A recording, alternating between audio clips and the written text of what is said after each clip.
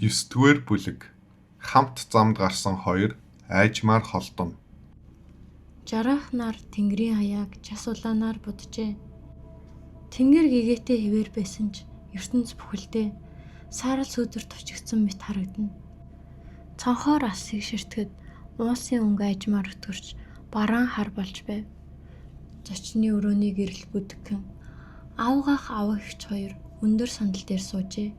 Царайн сүдэрт халагдсан тул ямар бодолтой байгааг таахад бэрх. Паньяныг 2 сав архи барьсаар орж ирэхийг хараад авгах гүү юу вэ дүнтүүгийн хөмсөг зангирав. Тэгээд амнэн Нүд ирэмхийн зур та хоёр 15 нас хүрчихжээ. Хоёулаа гүү бясалгагчуулах чадамжтай төрсөн. Ялангуяа Панжэн ийм өндөр чадамжтай гарсанд авгагч бид хоёр маш их баярлаж байна. Та хоёрт тус бүр 6 анхдагч чулуу өгье. Амин гүүгээ боловсруулан эзэмшихэд их хэмжээний анхдагч мөн чанар зарцуулна. Эдгээр чулуу та хоёрт хэрэг болно гэв. Түүний үг дуусмагц зарцнаар хурж ирээд Паньян Панжэн хоёрт тус бүр нэг жижиг уут өгөв. Паньян уутаа чимээгүйхэн авлаа. Харин Панжэн тэр даруй уутаа нээж үзв. Дотор нь 100% хэлбэртэй саарал цагаан 6 анхдагч чулуу байлаа. Түүний царай таларсан баяраар гэрэлтэж суудлаасаа босон авгах авгагч хоёр лугаа харлаа. Авгах авгагч хоёртоо баярлаа. Ачхүүд нь анхдагч тэнгисээ нөхөхөд үнэхээр анхдагч чулуу хэрэгтэй байсан юм. Та хоёр намайг өдий хүртэл өсгсөн ачийг би зүрхэндээ сэлж насан туршдаа мартахгүй. Авгах нь нэмсгэлэн толгой дөхөв. Авгагч нь гараа яаран дөхөж дулаахан өнгөөр суусуу та хоёр бидний төрсөн хүүхэд биш ч бид үргэлж өөрсдийн хүүхэд өсгсөн. Та хоёр ирээдүйтэй болж байгааг хараад бид үнэхээр бахархаж байна. Харамсалтай нь бид өөрсдөө үр хүүхэдгүй. Заримдаа та хоёрыг үнэхээр өөрийн хүүхэд болгож чадвал хичнээн сайхан юм гэж боддог юм гэв. Энэ үгийн цаана гүн санаа нуугдаж байлаа. Панжэн ойлгосонгүй. Харин Паньян үл ялэг хөмсгөө зангидлаа. Авгах нь яриаг үргэлжлүүлв. Авгагчтэй чинь энэ тухай ярилцсан юм.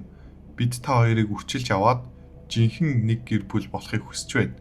Панжэн чи зөвшөөрөх үү? Панжэн хэсэг зуур мэл гайхснаа удалгүй баярлан инэв. Үннийг хэлэхэд эцэг их хоёроо нас барснаас хойш би жинхэнэ гэр бүлтэй болохыг үргэлж хүсдэг байсан. Авгах авгагч хоёртойгоо нэг гэр бүл болж чадвал зүуд биелсэнтэй л адил хэрэг болно. Авгагчийн царай уужирч баяртайгаар инээлээ. Тэгвэл чи одоо бидний сайн хүү боллоо. Авгах авгагч гэж дууцаар байх хэрэг байна уу? Панжэн сая хэсэг учрыг ойлгожээ. Аава, ээжээ Химэн дуудлаа. Авгах авгагч хоёр баярлан инээлдэв. Сайн хүү. Бид та хоёрыг 5 настайгаас чинь хойш бүтэн 10 жил өсгсөний хэрэг гарлаа. Химэн авгагч нь нулимсаа арчив. Авгах чимээгүй суух Паньян руу хараад аядуу дуугаар Паньян харин чи ямар бодолтой байна? гэж асуулаа. Паньян юу ч хэллгүй толгоос гисрэв. Аха.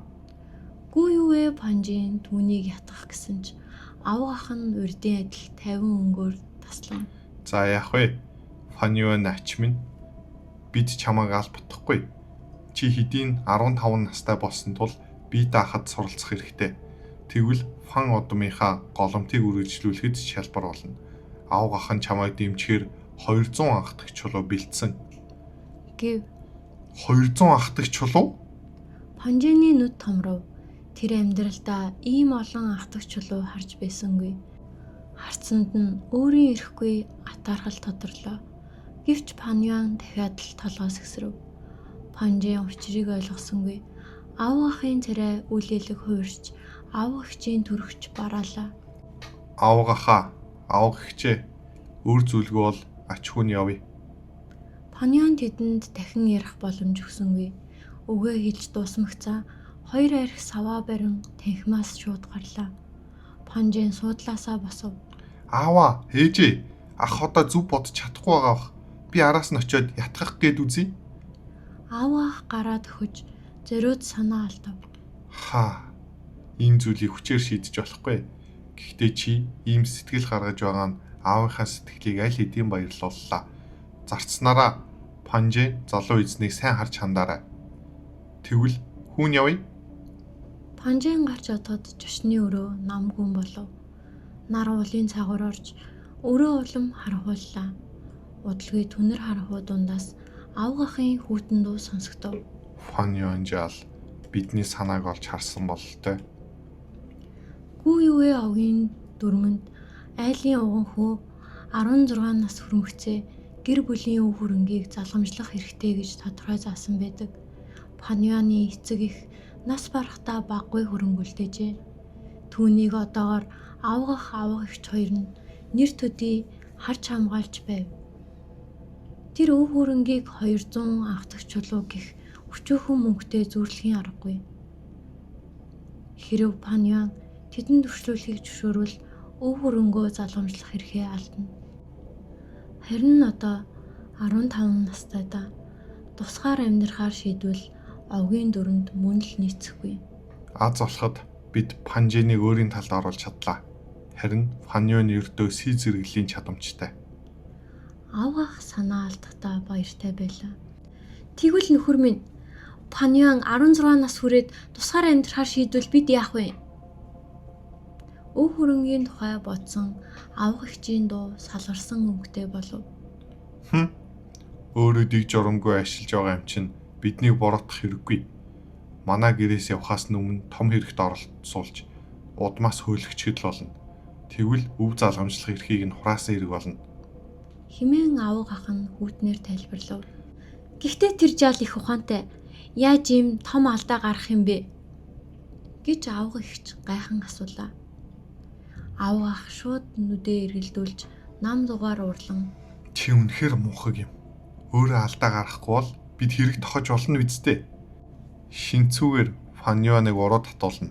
Дараа нь хүчирхэлхийг завдлаа гэж хашгируулж бид яг үйлдэл дээр нь барина. Согтуудад ханхаарсан гих түүх цохиогоод түүнийг удмаас хөхөд хангалттай. нөхөр минь арга ухаант нь үнэхээр гайхалтай юм. Авгагч тэр даруй баярлан хөөрөв. Шөнийн өтгөн харахуу тэнгэрийг бүхэлд нь бүрхжээ. Тэнгэр дүүрэн оддын ихэнхийг нүүж ирсэн харуул халгалжээ. Тосгоны айлуудын гэрэл нэг нэгээр асаж эхлэв. Гүү юу вэ Панжиныг нэгэн өрөөнд дагуулan орууллаа. Панжин залуу эзэн. Эзэн энэ өрөөг танд зориулж цэвэрлүүлэхийг надад өөрөө тушаасан юм. Шин ахайтан жашчилантай өнгөөр хэлв. Тэр бэлхүүсээрээ бүхийн нүүрэндээ долгонсон инээмсэгэл тодруулжээ. Панжин өрөөг тойруулан харахад нүдэнд гэрэлтэв. Энэ өрөө өмнөх өрөөнөөс нь дор хаяж 2 дахин том байлаа. Өрөөний голд өргөн ор байрлуулж цанхны дэргэд сарнай модон ширээ тавьжээ. Ширээн дээр нарийн хийцийн биер бих цаасны хэрэгсэл үерөстэй. Ханан тансаг чимэглэл үлгэж шалыг нь ердийн банзаар бус зөөлөн гар нэхмэл хевсээр хоцсон байв. Панжин төрсөн цагаасаа хойш ийм сайхан өрөөнд амьдарч үзээгүй. Тэр дахин толгой дөхөж Маш сайхан юм. Үнэхээр сайхан байна. Баярлалаа шин ахайтаа. гэв. Шин ахайтан бол авгах ав ихч хоёрын нь хамгийн их итгэдэг хүн. Тэрийн гэрийн бүх зарцыг захирдаг бөгөөд гэрийн даамал гих нэрэндээ бүрэн тохирно. Паньянд үйлчилдэг Шинцүү бол түүний охин. Шин ахайтан инээмсэглэв. Залуу эзэн надад талархах хэрэггүй. Энэ бол миний үүрэг минь шүү. Сайн хооллож, сайн амарч аваарай. Ямар нэгэн зүйл хэрэгтэй бол орныхоо дэрэгдэх хонхыг дуурахад л болно. Тэр дээр хүн орж ирж үйлчлэнэ. Эзэн бидэнд хэдийн тушаасан. Ойрын хэдэн өдөр та өөр зүйл санаа зовлохгүй. Бүх анхаарлаа бясалгалдаа зориулаарай. Бусад бүх ажлыг бидэнд даатгачих. Панжины зүрх талархлаар байлхав. Тэр амаараа юу ч хэлээгүй ч дотроо шийджээ. Энэ удаа би заавал нэгдүгээр байр эзлэнэ. Аав ээж хоёрынхаа итгэлийг алдахгүй. Тэнгэр дээр харуул улам зузаарч шүн бүрч харанхуй болов. Тэнгэрийн ихэнх од үүлэнд халхагдан үлдсэн хідэн од бүдэгхэн анивчна. Аав гихч хоёр яг одоо намайг энэ гэрээс хэрхэн хөөх тухай хуйлдж байгаа биз. Өмнөх амьдралд тэд зарцнараар намайг нууцаар өдөө хатгуулж Дараа нь хис хэрэг тогсоо. Тэгээд удмаас хөөсөн юм. Энэ амьдралд ямар нэг өөрчлөлт гарах болов уу? Паньян тосгоны гудамжаар алхах зураа дотроо хүүтнэр инээмсэглэв. Тэр авгах эгч хоёрын жинхэнэ төрхийг аль эрт нэвт харсан. Гэхдээ бас ойлгож байлаа. Хүмүүс иж баялагын төлөө амиач золиослдог. Дэлхий дээрч энэ ертөнцийн дээрч өөрийн эрх ашиг сонирхлын төлөө төрөл садны холбоо, нөхөрлөл, хайр сэтгэлийг гიშгэхэд бэлэн хүмүүс үргэлж олон байдаг. Үүндээ цусан холбоо гихч өөрөө ямар ч утгагүй. Авгах эгч хоёр нь ах Паньян Панжэ хоёрыг гэртээ авсан нь өв хөрөнгийг нь авахын төлөө байв. Харин ах дүү хоёр тэдний төсөөлөөгүй гинтийн өөрчлөлтүүдийг удаа дараа авчирчээ. Бүх зүйл ихэндээ хэцүү байдаг. Миний хувьд ч бүрч хүнд. Нэгдүгээрт надад онцгой төрлийн чадамж алга. Хоёрдугаарт намайг чиглүүлж дэмжих багш байхгүй. Бүхнийг хоосноос эхлүүлж байгаатай ялгаагүй. Гэхдээ эцэг эхийн үлдээсэн өв хөрөнгийг гартаа оруулж чадвал надад асар том давуу тал болно. Өмнөх амьдралд авгах эгч хоёр тэр хөрөнгийг булаан авсан. Үүнээс олж би нэгдүгээр зэрэглэлийн оргил шатанд хүрэхийн тулд бүтэн 2 жил илүү зарцуулсан. Энэ амьдрал би өмнөх алдаагаа давтаж болохгүй. Паньян алхах зураа бодлоо зэгцэлж байв. Тэр гэртээ үлдсэнгүй. 2 сав архиа барьсаар тосгоны захыг чиглэн алхлаа. Шүн улам гүнзгийрч хар уул оддын гэрлийг бүрхэн алхалав. Уулын салхи ширүүсэн. Утгүй бороо орох гэж байлаа. Гэвч Паньян хайлтаа үргэлжлүүлэх ёстой. Эцэг эхийн өв хөрөнгийг авахын тулд 16 нас хүрэх хүртлээр хүлээн. Харин цэцгийн дарсны ламын өв бол ойрын хугацаанд гартаа оруулж болох цор ганц зүйл байв. Гудамжинд хүн цөөтэй. Зам дагах байшингуудын цонхоор бүдэгхэн гэрэл тусна. Салхинд тугдсан хог хатсан навч газраар хийсэн өнгөрнө. Паньяны нэмгэн хувцас уулын салхийг хааж чадсангүй. Үтэн жавар биеийг нь нэвтэлж өөрийн ирэхгүй дагжууллаа. Тэр 1 сав архиныхаа тагийг нэгээд баг зэрэг болгов. Булангартай, чанар муутай архи байсан ч залхимэгц биеийнхэн дотор дулаан дархлаа. Хэдэн өдрийн турш архи барин явсан ч үнэхээр амсан нь анх удаа байв. Тосгоноос холдох тусам зам дагах байшин зөрж гэрэл нь улам бүдгэрнэ. Урд нь бүрч түнэр харанхуй өгтөв. Салхи уулын ойг хүчтэй болбож мөчрүүдийн шүн дунд савтлуулна. Моддын эсрэг чимээ араатны сүрэг хүрхрэх мэт сонсогдов. Гэвч Паньяны алхам удаашрсангүй. Тэр тосгоны авраг хаалгаар гарч хархуу руу улам гүнзгий алхав. Харин ард нь түмэн айлын гэрэл хурц тодоор асаар үлдээ. Тэрхүү гэрлүүдийн дунд дулаахан нэгэн булан байв. Дүү Панжийн ширээнийхэн ард сун хичээлийнхаа үеэр бичиж авсан тэмдэглэлээ давтаж байлаа. Өрөөнд гэрэлтэй. Зузаан хан нь хүүтэн салхийг бүрэн хаажээ. Гарынх нь хажууд аяг бүлийн хүн орхиодын цай тавьж аянаас нь уурс авсан. Панжийн залуу эзээ усанд орох халуун усыг тань бэлдэж эхлэв. Хаалганы цаанаас шинцүүн зөөлөн дуу сонсогдов. Панжины зүрх догдолж Тэгвэл оруулаад ир. гэв. Цэнзүү бэлхүүсээрээ үл ялэг бүхийн тааламжтай нэмсгэлсээр өрөөнд орж ирлээ. Шивгчин залуу эзэнд амар мэндийг айлтгая. Тэр Панжин руу сэтгэнсэн гарц шидэв. Паньян ердөө сэ зэрэглэлийн чадамжтай. Харин Панжин эй зэрэглэлийн чадамжтай. Түүнийг өөрийн болгож чадвал энэ амьдралынх нь хамгийн том ад завшаан болно. Энэхүү бичлэг таалагдсан бол лайк дарж Wildcard Audio сувгийг subscribe хийгээрэй. 10 дугаар бүлэг Цэлмэг тэнгэртч гайрна гүү боловсруулах зам бэрх. Шивэр шивэр. Том хүнд борооны туслууд газар шаагна. Ногоон хусан байшингийн дээврийг балбах бүрд тас няс хийсэн чимээ гарна. Байшингийн өмнөх цөөрмийн мандал бороонд цагирлан долгиолжээ. Усан доторх зааснууд сэргэлэн сэлж, ёроолын урамлууд урсан даган найгана. Тэнгэр бүрхэг, өтгөн борооны хөшиг алсын барааг бүрхэн халахлжээ. Бүдэг гэрэлтэй өрөөний цонх гэрэлтэй байв. Паньян шагах бороог чимээгүй ширтээд санаа алдав. Бүтэн 3 өдөр 3 шөнө өнгөрчээ. 3 өдрийн өмнөх шөнө тэр 2 сав архиа барин тосгоноос гарч ойр орчмыг нэгжин хайсан. Гэвч шүндүүдл болоход гинэт ширүүн бороо асгарчээ. Нэвт нь орсон нь гал асуудал биш. Ийм бороонд тайлтай өргөжлөх боломжгүй болсон нь хамгийн чухал байлаа. Борооны ус архины үнэрийг тэр доор нь угааж арилгана. Түүнээс гадна ийм нөхцөлд хүчээр хайлтаа өргөжлүүлбэл бусдын шижгийг төрүүлж мэднэ. Паньян жинхэнэ зорилгоо нуухын тулд сэтгэлээр унсан архичны дүр үзүүлж байсан. Гэхдээ эргэн тойрныхоо хүмүүсийн ухааныг хизээч басамжилж болохгүйг мэднэ. Бусдыг тэнэг гэж боддог хүн өөрөө л тэнэг. Ийхүү аргуудсан Паньян хайлтаа зогсоохоос өөр сонголтгүй болжээ. Бороо эхэлсэн цагаас хойш нэг ч удаа бүтэн зогссонгүй. Заримдаа сэрүсэж, заримдаа намтахчгүй, тасралтгүй орсоор байв. Ийм байвал ойрын хугацаанд архины өтийг олох боломжгүй бололтой. Найдвартайг нь бодоод сарны гүг боловсруулж эхлэхээс өөр аргагүй. Боловсруулж авах зураа архины өтийг олвол сайн. Харин олдохгүй бол сарны гүгээр л явхаас өөр аргагүй. Гэхдээ ийм зүйл амьдралд ердийн л үзэгдэл, цэлмэг тэнгэрээс гинэт аяга бууж, санаандгүй явдал хизээж тохиолдож болно.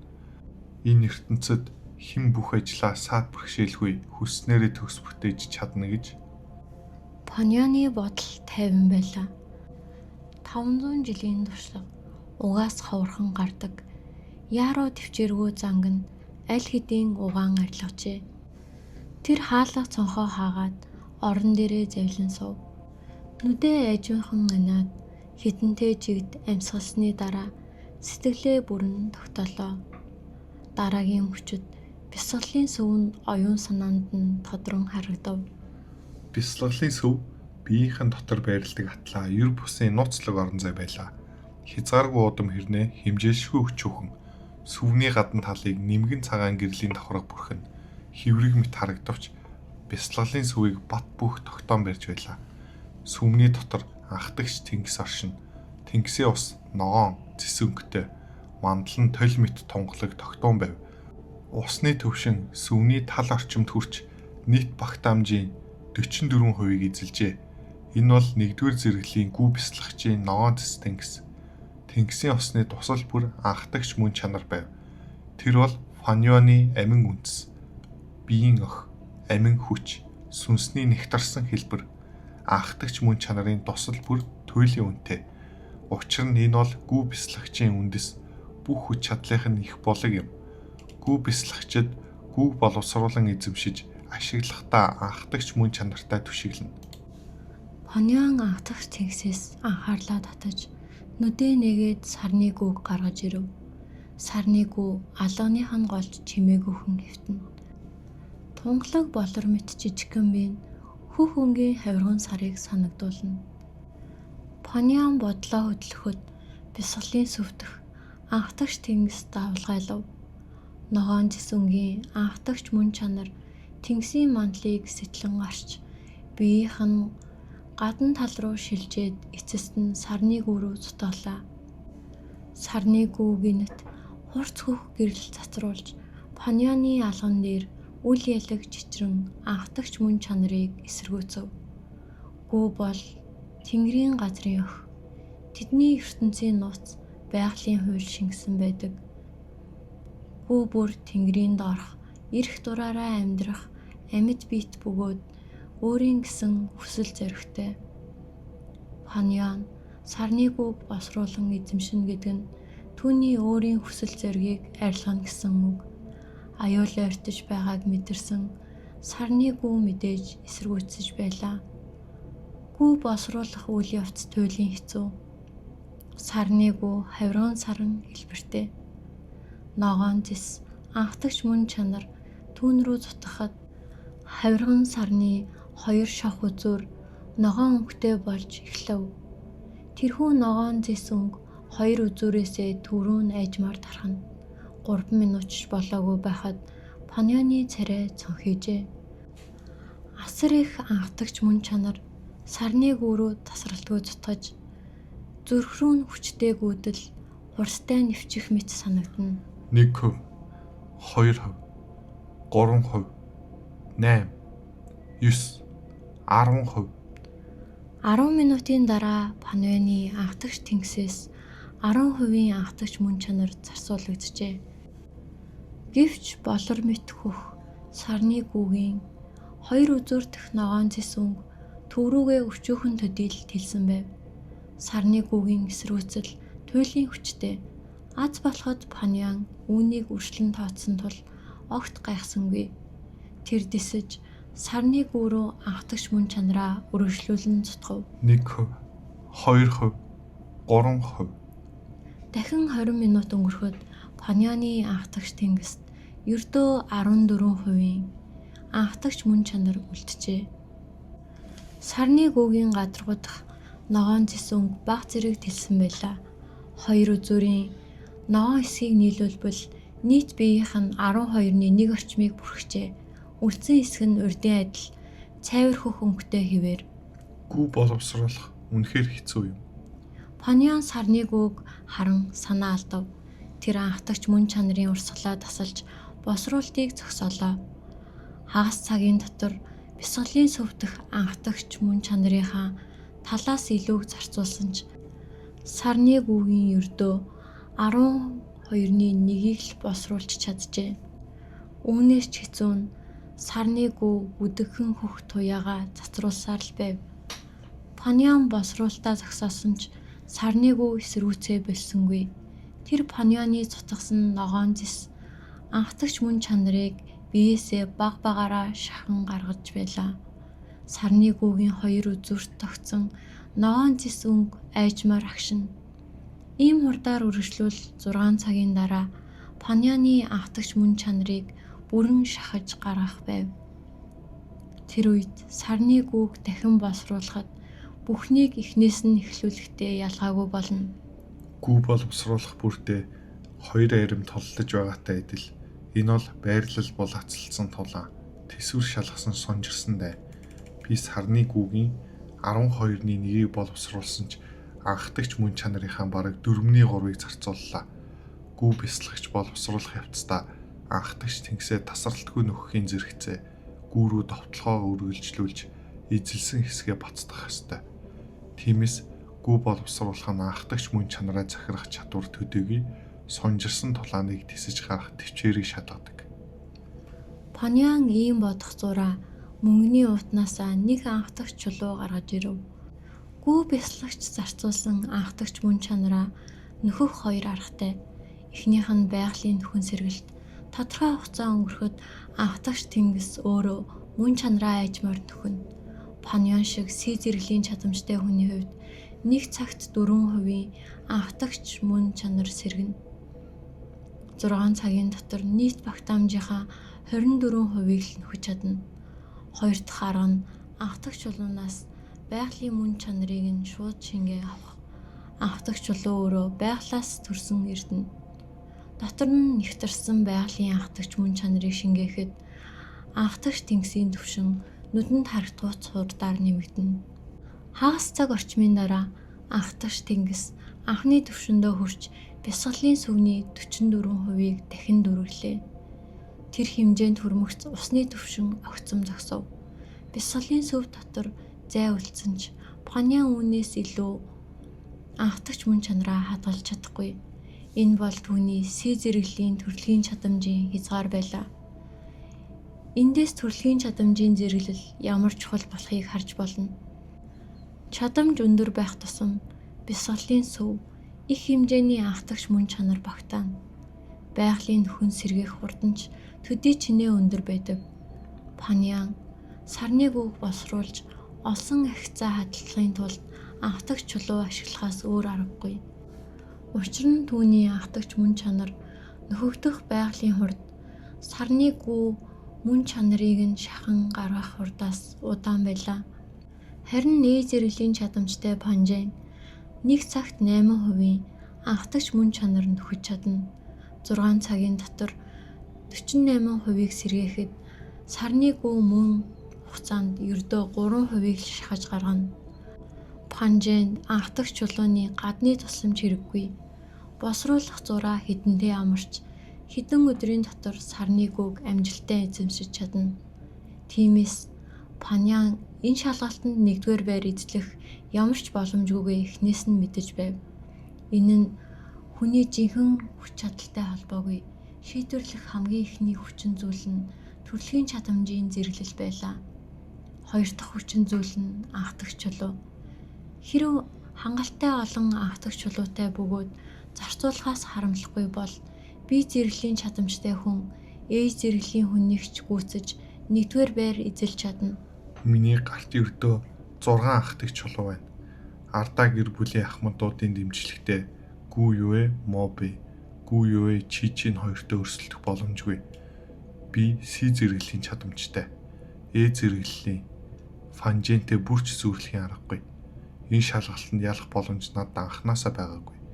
Тэгвэл хүчээд эмээ үрхийн оронд архины өтийг үргэлжлүүлэн хайсан дээр биш үү? Хэрвээ архины өтийг амин гүүгээ болгож чадвал сарны гүүгээс хавгүй ашигтай. Цонхны цадах борооны чимээ намджээ. Зогсох шинжтэй бололтой. 3 бүтэн өдөр 3 шөнө орлоо. Одоо зогсох цаг нь болсон биз? Панян сарны гүүг хураагаад орноосоо був. Цонхоо нэхэр завтал хаалгыг нь тогшох чимээ сонсогдлоо. Хаалганы цаанаас шивгчин шинцүүн дуу гарав. Фаньон залуу эзэн, би байна. Бүтэн 3 өдөр тасралтгүй бороотой байлаа. Танд идэх юм арх авчирлаа. Залуу эзэн идэж уугаад сэтгэлээ багч гисэн сэргээгээрээ. Энэхүү зохиолын үргэлжлэлийг уншихыг хүсвэл wildcard.audio.com сайтаар зочлоорой. Дараагийн ангиар дахин уулзах хүртэл түр баяртай.